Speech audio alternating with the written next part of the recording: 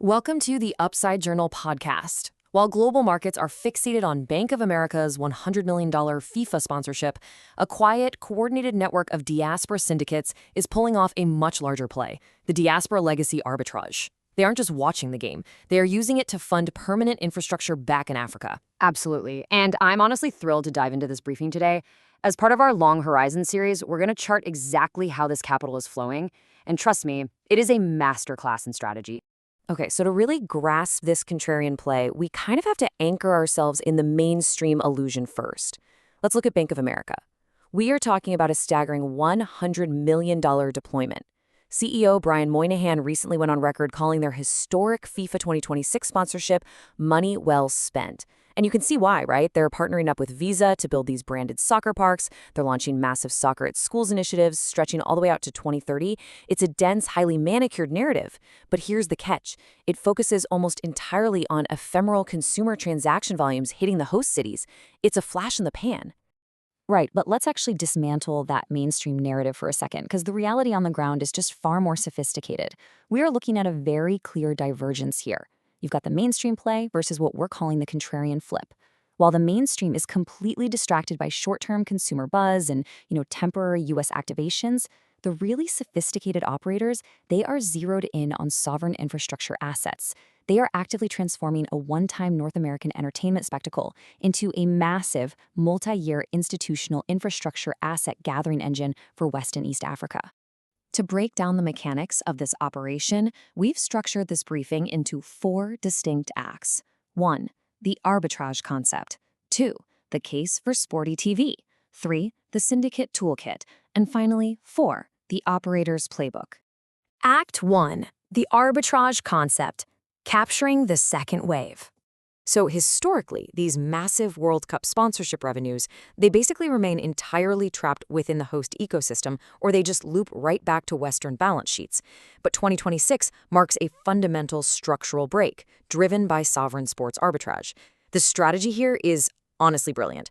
They bundle near-term Western marketing alignment with multi-year investments in African infrastructure. Yeah, think about it like this. Picture the luxury corporate suites in major U.S. hubs right now.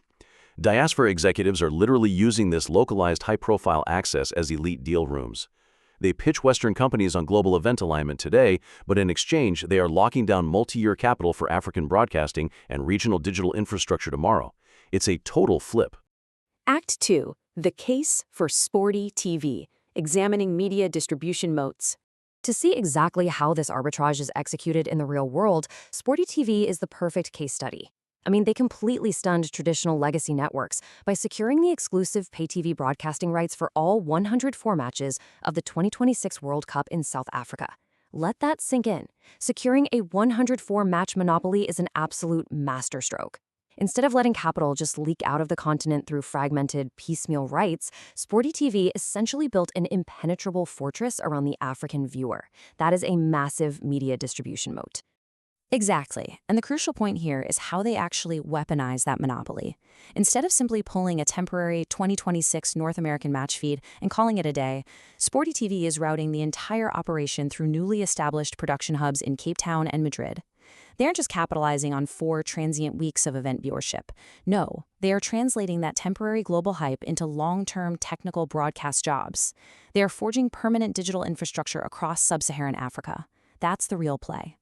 And hey, this strategy definitely isn't limited to just digital broadcast reels. Physical asset syndicates, who are operating heavily right now across Nigeria, Ghana, and Kenya, they are executing a parallel playbook.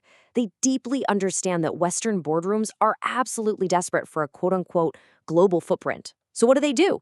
These structure co-investment deals that take that short-term boardroom energy and route it directly into hard, durable physical assets. We're talking permanent youth training academies and critical high-value stadium upgrades. Act 3. The syndicate toolkit. Let's look at their structural advantages. So, you might be wondering, why is the African Diaspora Vanguard uniquely positioned to pull this off, instead of, say, a standard Wall Street private equity firm? The answer is what we call their dual jurisdiction edge. It's having the elite financial literacy required to sit in a New York boardroom and pitch a $100 million vehicle, paired flawlessly with the deep cultural and regulatory fluency you actually need to execute these projects in complex emerging markets. This edge literally bridges the gap. It allows them to navigate hyper-local zoning laws in Lagos just as easily as they speak the language of corporate ROI in Manhattan. Building on that exact edge, these syndicates deploy 3 core financial mechanisms that you need to be aware of. First up, capital efficiency. This is blending institutional sponsor allocations seamlessly with targeted private capital. Second, they utilize de-risked vehicles. Because of their local knowledge, they can create highly insulated financial structures that protect Western capital from regional volatility. And finally, asset durability. Institutional preference is shifting, right? So rather than chasing highly speculative, rapid software multiples, they are strictly prioritizing multi-decade, high-moat physical and media assets. Finally, Act 4, the operator's playbook for post-tournament yield. For the investment analyst tuning in, here's exactly how you replicate this cross-border arbitrage and other emerging verticals. Step 1. Target the ecosystem. You need to map out high-yield sponsors inside the North American footprint who are actively desperate for global relevance. Step 2. Execute the pivot. You mandate that those ephemeral corporate marketing budgets get bundled with hard infrastructure commitments in your target market. And step 3, maybe the most absolutely crucial one, control the IP. Never, ever settle for simple event management fees. You have to prioritize the ownership of underlying media rights, the distribution rails, and the local real estate.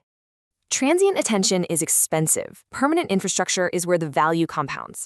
We are tracking the infrastructure trail being laid behind the 2026 sports calendar. Subscribe to the Upside Journal for institutional-grade private equity briefings. See you in the next Daily Drop.